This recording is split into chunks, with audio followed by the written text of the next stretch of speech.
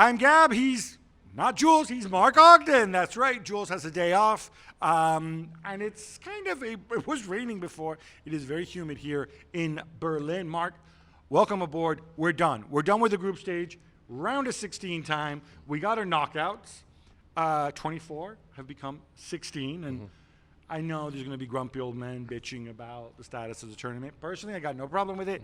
I enjoyed it thus far. But let's talk about the pick of the round of 16, at least on paper. France against Belgium. Two teams that I think fair to say have been underwhelming so far.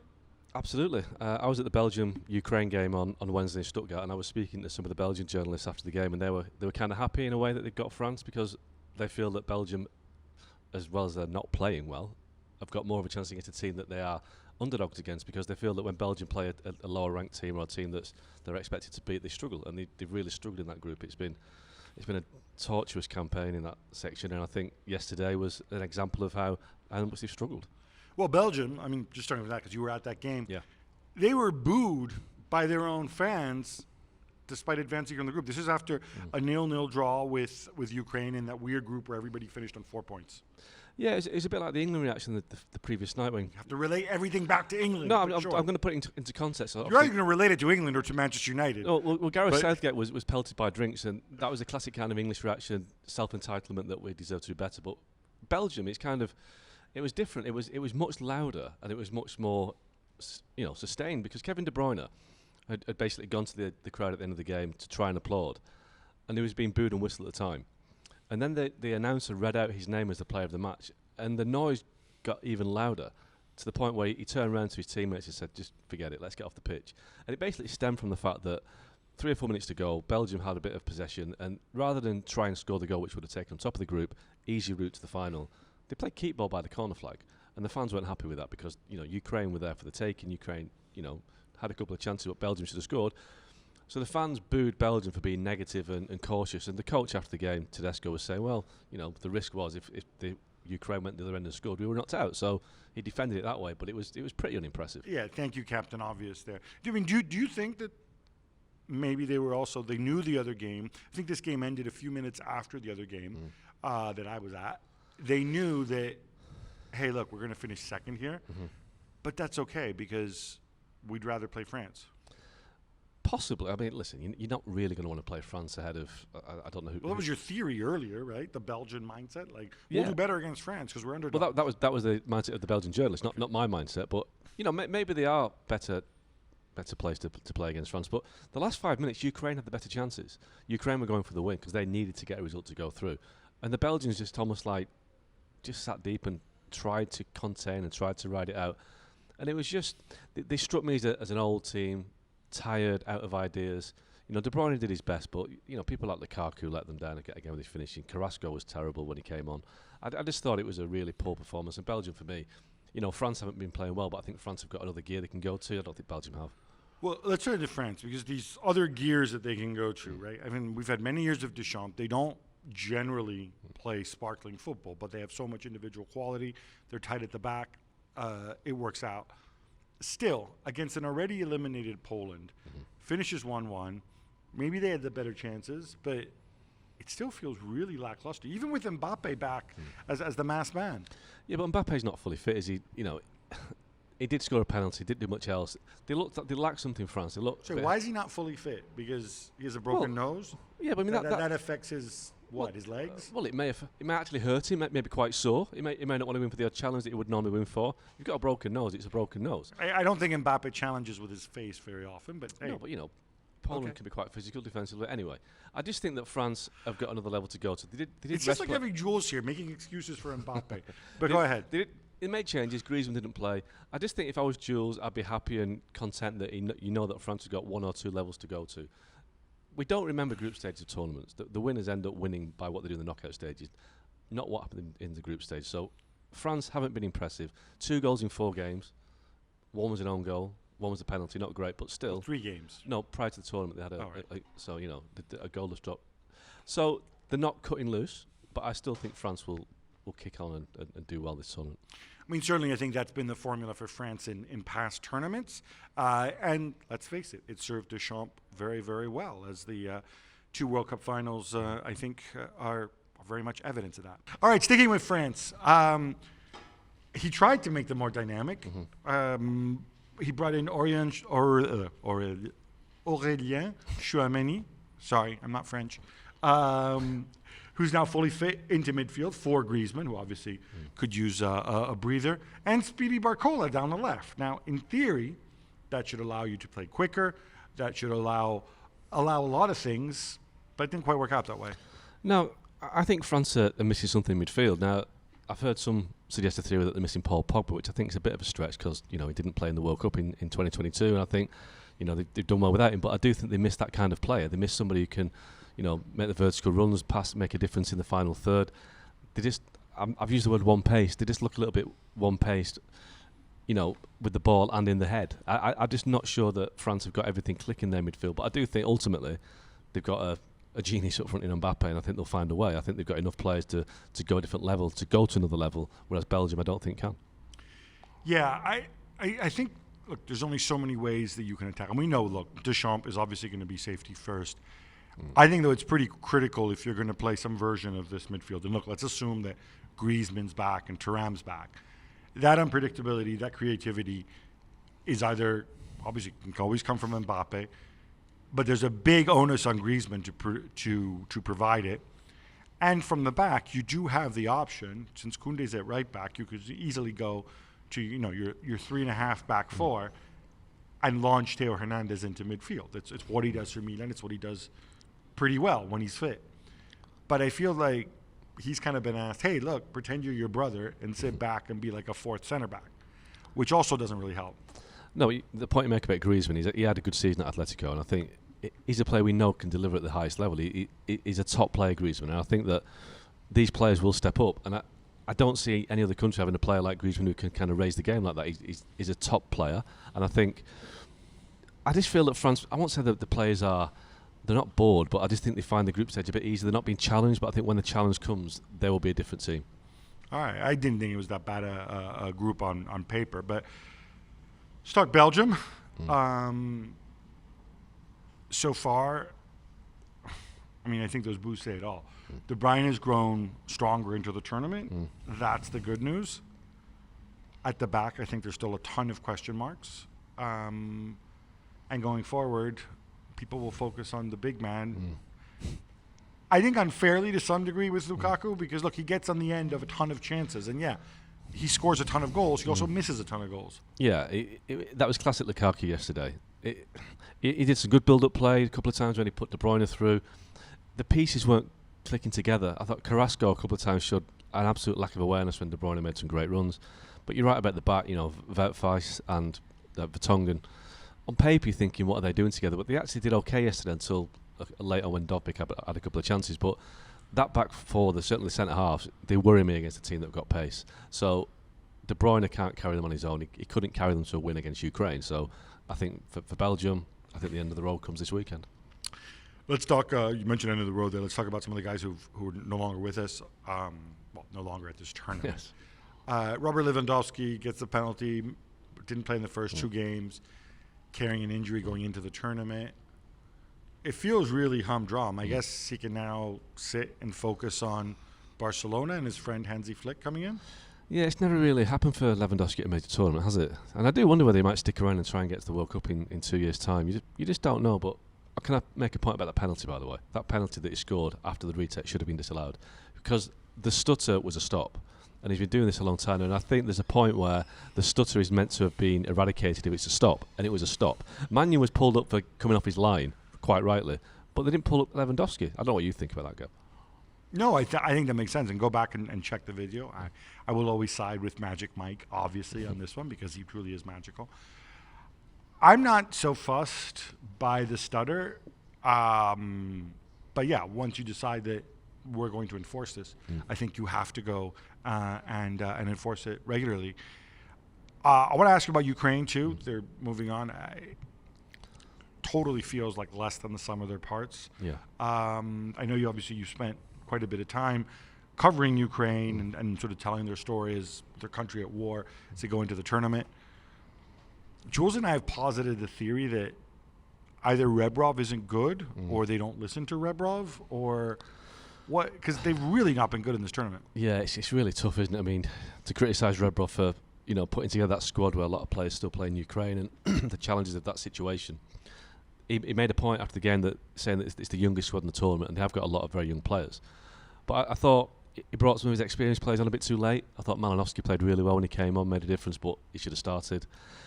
Yaremchuk as well came on late. He went too young, I think. And I think if he'd mixed it a little bit with more of his more senior players, obviously Mudryk was injured prior to the game, so he didn't play on against Belgium. So there were some positives. Listen, I think Mudryk's a player. I think there's a player there. He just needs the right coach to get it out of him. But he's struggling club and country-wise at the minute. But yeah, Ukraine have got a young squad, but whether Rebrov's the guy to take it forward, maybe not.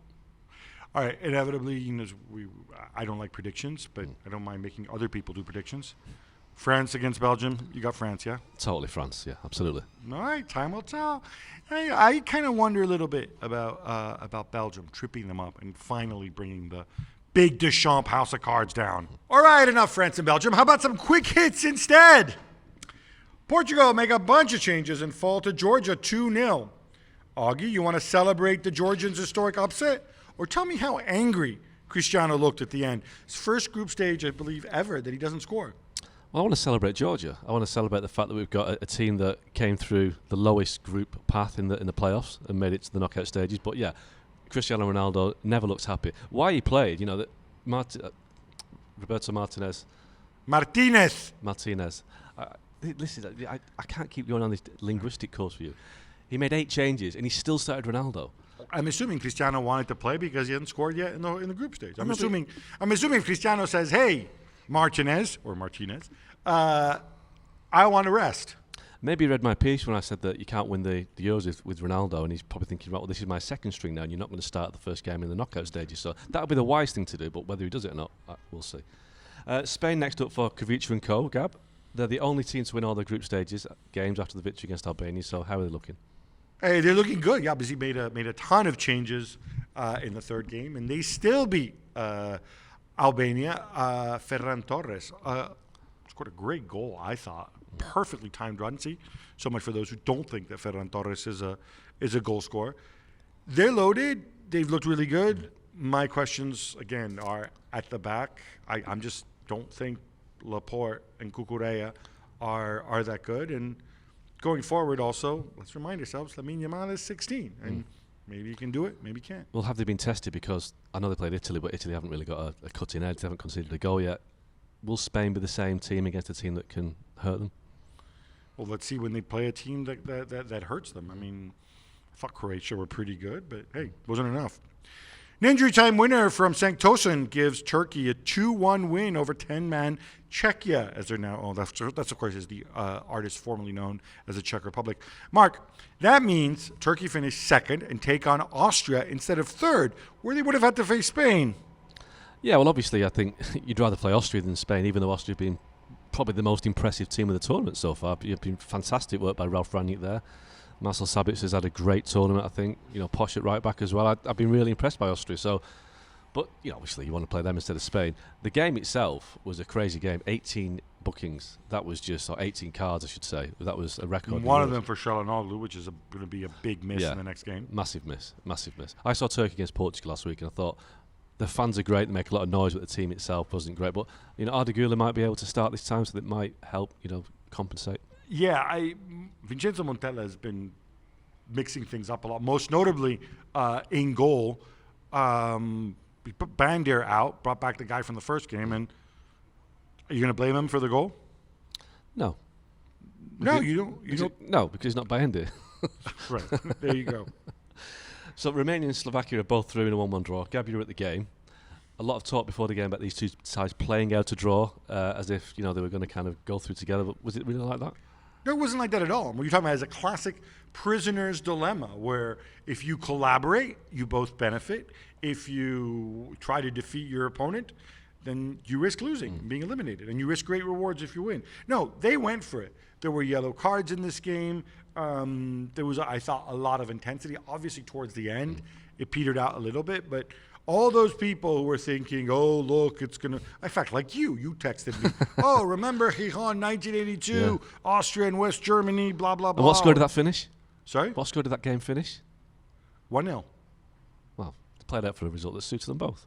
Yeah, well, this is not what happened here, though. I said it'd be a draw. It was a draw. They actually went for the win. This wasn't like the miraculous Denmark v Sweden 2-2 in 2004. Another, see, this can these stitch people up too. No, Romania and Slovakia, a credit to them. By the way, the Romanian fans making an absolute racket in that stadium. Yeah, I'm doing Romania against the Dutch in the next round. I'm really looking forward to that. 2 sets of amazing fans, lots of colour. Should be a great game. All right, we're not done because we have more quick hits. And Mark, before we get into them, a big thank you to our friends here at Scaling Spaces, so generously hosting us here in Berlin. For those who don't know, Scaling Spaces, one of the premier co-working places in Berlin. But look, I know how much you love talking about England. So let me ask you, what did you make of the performance against Slovenia? Well, it was. It wasn't very inspiring, was it? I think Gareth Southgate has a problem in the sense that he's got players that can make a team work, but he's trying to put too many players who shouldn't be in the team. For me, it's either Bellingham or Foden. It can't be both. I just think they're trying to occupy the same space. Bellingham, for me, superstar player, had a great year at Real Madrid, but he's not doing it for England right now. And I think drop Bellingham, says Mark Ogden. Maybe. Is that why is that a problem? Because drop seems such an emotive word, but if he's not working for the team, he doesn't look fit. He left the pitch as he took his top off. He showed the situation with his shoulder. He's heavily strapped up. He's had that issue for a few months now.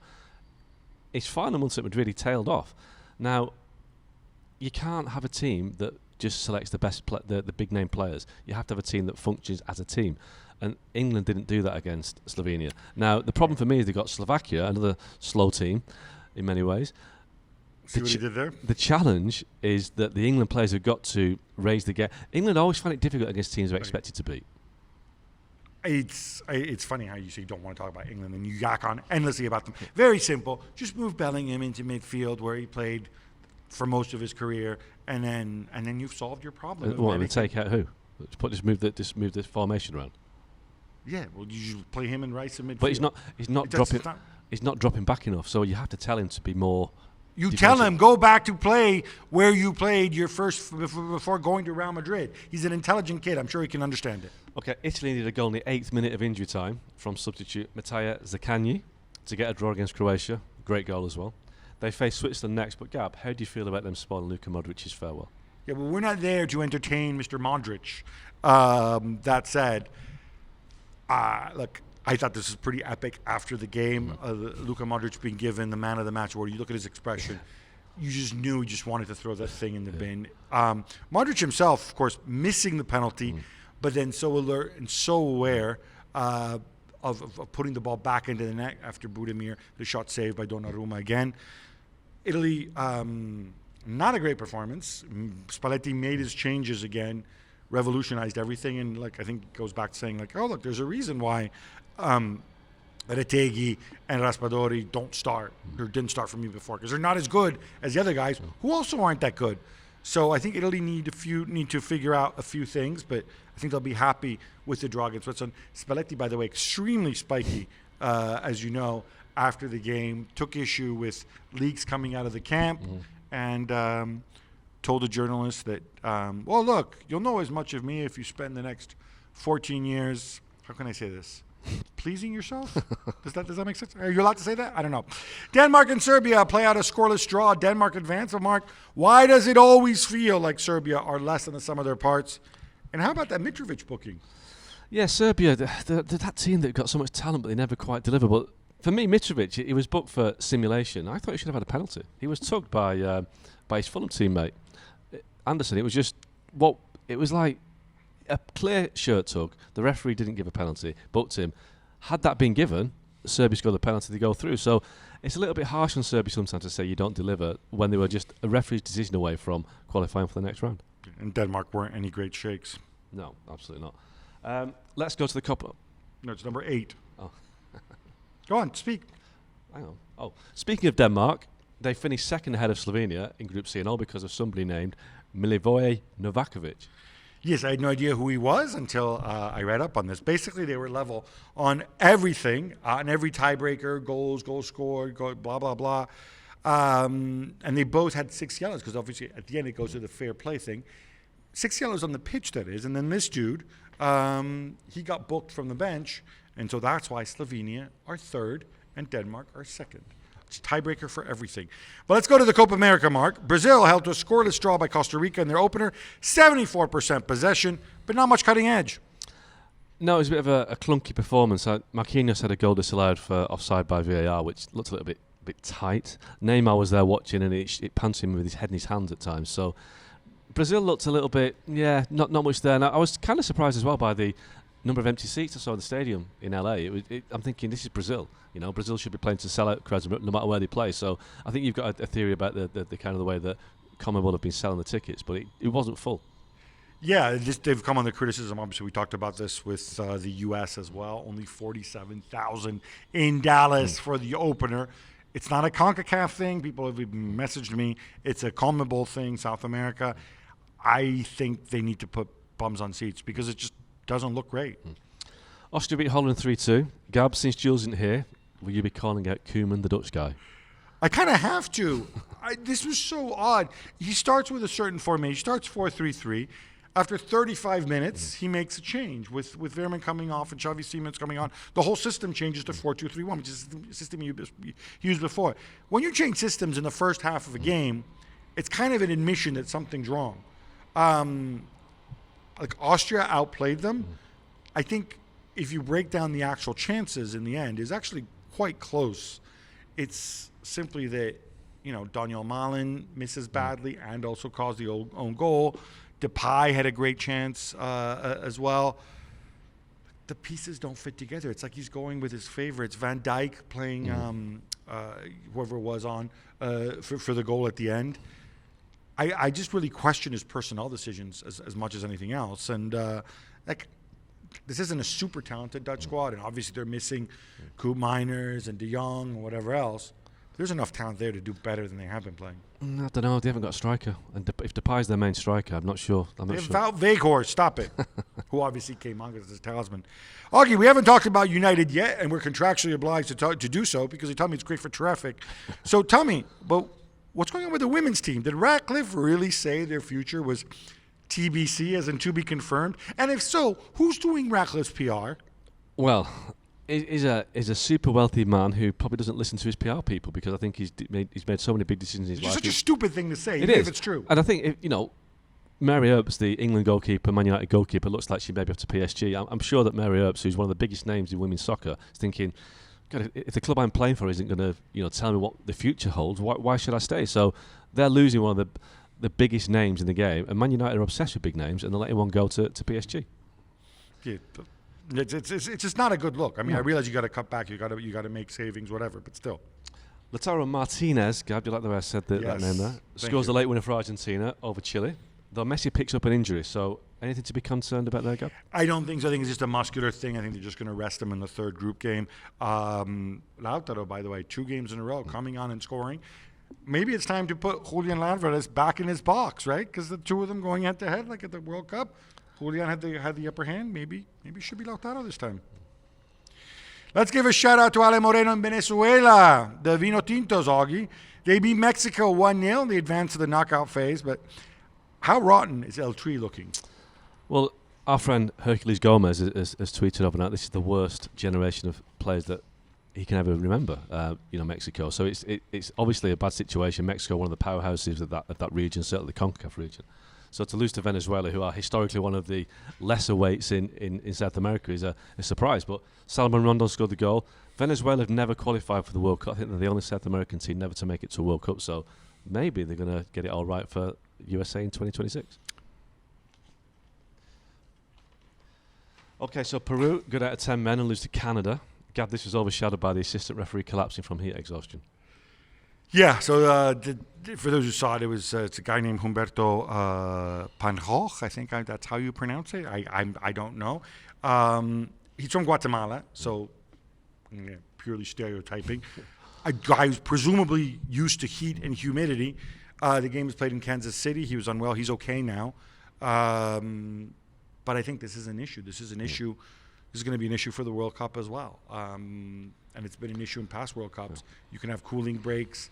Some of those stadiums that are not air conditioned, you really have to think about what time of day you're playing and whatnot. Yeah, I mean, I remember Brazil in 2014 was really hot. A lot of people made the point about Qatar 2022, how hot it was going to be, and it wasn't. But nobody really made the point about Brazil and the USA, Mexico, Canada the same. It's going to be so hot, especially in Mexico and it's Southern a America. winter World Cup there as well. By the way, shout out in that game to Jonathan David. He scored the only goal, and it's nice to see him, I think, having a comeback after an up-and-down season. Germany will face Denmark in the Euros round of 16, but Augie, they're already complaining that their training camp is beset by mosquitoes. This is like some special custom-made Adidas training camp. Julian Nagelsmann called it a plague of mosquitoes. Yeah, are they really mosquitoes or just flies? I'm not sure. I mean, it's a strange one, that, but... No, apparently it has to do with two things. One is they've had floods there, which has created marshy conditions, and there's mosquitoes, and the players are a bunch of big girls' blouses. They don't like being, I suppose, bitten by the mosquitoes. But also, apparently, these like custom-made huts that are made out of traditional Bavarian wood are apparently attracting the mosquitoes, according to reports. Well, if Germany been attacked by mosquitoes, what chance have they got of winning the Euros? I mean, I feel sorry for them. Gab, a decision is expected soon from UEFA regarding the blind trust setup that concerns the likes of Man City and Man United. Yeah, so basically we talked about this. This is obviously when you've got two teams in the same competition with the same or related ownership groups. That's the case with Man City and Girona and Troyes, of course, which is I think where officially holds Savio's registration. Also Manchester United, where he's a part owner, he owns Nice, as well as being the minority shareholder at Manchester United. They're writing rules, which are supposedly going to be tougher next year, sort of permanent rules. In the meantime, they said, look, to avoid legal challenges, to avoid issues, can we reach some sort of settlement where you guys just agree not to do any kind of business at all, so that we avoid potential conflicts of interest or whatever with your related clubs. It's a bit like what Milan and Toulouse did last year when they were both in the Europa League. Now, it's unclear whether they're going to agree to it, but certainly UEFA are hopeful, and it seems reasonable to me. A question that fans will ask: how did Leipzig sign Benjamin Sesko from Salzburg last year? Red Bull involved with both clubs. Different set of rules, different set of sponsors. It is a fair one. I remember somebody at UEFA telling me that those rules were really poorly written, and that's why they're writing new ones. But in the meantime, it's something to look at. I mean, because Leipzig and Salzburg, by the way, they actually both played in the same competition. So, yeah, it's a situation that needs to be resolved, and it's going to take some time to resolve it in a way that's compliant, of course, with competition law. Aaron Wan-Bissaka continues to be linked to West Ham. Augie, what sort of fee can we expect if it happens? Well, his contract at Old Trafford expires at the end of next season. They paid around £50 million for him. Seems a long time ago now. I think United will be looking to get maybe £15 million for Wan-Bissaka. I don't think you can get any higher than that. That's my opinion, but who knows? They may have some financial wisdom that can get more. So what's taking so long? Nothing really happens at this time of the summer. But it should. It should, but it never does. It usually all kicks into gear in July, and obviously, contracts change on the 30th of June. So maybe from the 1st of July, when they're into the final year of his contract, it may affect. Well, the transfer window officially opens, but Yeah. I would expect you get all your ducks in a row. I would expect he would want a fresh start. But it never West happens Ham like would that. want to have it in. Yeah, Right? it never happens. Okay, Fernando Diniz has been sacked as coach of Fluminense. Gab, you a little surprised given they just signed Thiago Silva and he won the Copa Libertadores not too long ago? So they're bottom of the table. I think it's 6 points in 11 games. So it's a horrendous start. It's interesting, and obviously, let's face it, clubs in Brazil are extremely trigger happy with their managers. I am a little bit surprised because I think he had brought some stability. His style of play, I think, was really innovative. We've talked about before about how, weirdly, while there's so many Argentina exports. They export so many coaches around the world. I think they've got 6 or 7 even at the Copa America, for example. Brazil doesn't do that. And Diniz was a guy who looked like he was very much bucking that trend. He plays this high pressing game. Then he made the big mistake a while back, I think, of saying, "Oh, I'll be the Fluminense coach and the Brazil coach at the same time." Didn't work out. Went back to Fluminense. I'm really curious to see what's next. He is somebody who I think could make a move into the European game and do all right. But I don't know how much this is going to, this is going to affect his rep. Daily Mail reports that Chelsea made an inquiry for Alexander Isak, but we're told by Newcastle they'd have to break the club record to sign him, which that would mean 115 million. Yeah, I think Newcastle may have to sell the odd player to help comply with PSL, but there's no way they're letting Isak go. Isak's their star player. Not even for if somebody offered me 115 million for Isak, I would drive Isak to their house. Come on. Yeah, but he's been a big player for them. He's been a really successful signing. I think sometimes you have to look at the long term. Who they're going to replace him with? How much would it cost to replace Isak for the contribution he's made? It's going to cost a heck of a lot less than 150 million to replace Isak. Come on. Yeah, let's just be realistic. Yeah, I don't blame them for asking for a high price. I don't think Chelsea can pay that anyway. Yeah. So this is a moot point. I think Newcastle's owners have got a different game plan than Chelsea owners in terms of, I think they want to win things rather than Chelsea owners just want to kind of keep moving players on and turning the wheel. Stuttgart captain Waldemar Anton is on his way to Borussia Dortmund. Is he the right guy to replace Mats Hummels? So they're talking about 22 million euros, which is not a bad fee. I think he's 28 years old now. A physical presence. Hummels, it ended really badly, and it's kind of sad in some ways the way it ended at Dortmund. But yeah, I think Anton showed last year. It's a bit sad too how Stuttgart's breaking up. I mean, Guirassy also, of course, linked with a move as well. Hoeneß is staying, but they're taking his players away from him, which doesn't help. The Times report that Aston Villa rejected Tottenham's bid for Jacob Ramsey. Augie, they were offering Giovanni Lo Celso plus 20 million. Does that seem reasonable to you? I wouldn't be too keen if I was Villa to take Lo Celso. I think the fee plus Lo Celso maybe, but I think Jacob Ramsey's a good player. I think he's homegrown as well, which matters for nowadays. So I think Villa are right to turn that down. I think they can stick with him, and if they want to let him go, they can get more than that or more, and a player that was probably more suited to their requirements. I know that Lo Celso played for Emery at Villarreal, didn't he, for a while, but no, not for me. The EFL has reportedly rejected Birmingham's proposal to play their League One game against Wrexham in the US next year. Publicity stunt, Gab? Yeah, and it's a stupid one. This whole Birmingham thing. So basically, Birmingham have an American ownership group. And Tom Brady. They have a famous, I was going to say, I don't want to mention his name because I don't like him. They have a former American football player who I don't like, whose name you just mentioned. Please don't mention him again. Who's a minority person. And so oh, look, we get all this free publicity by having this guy here.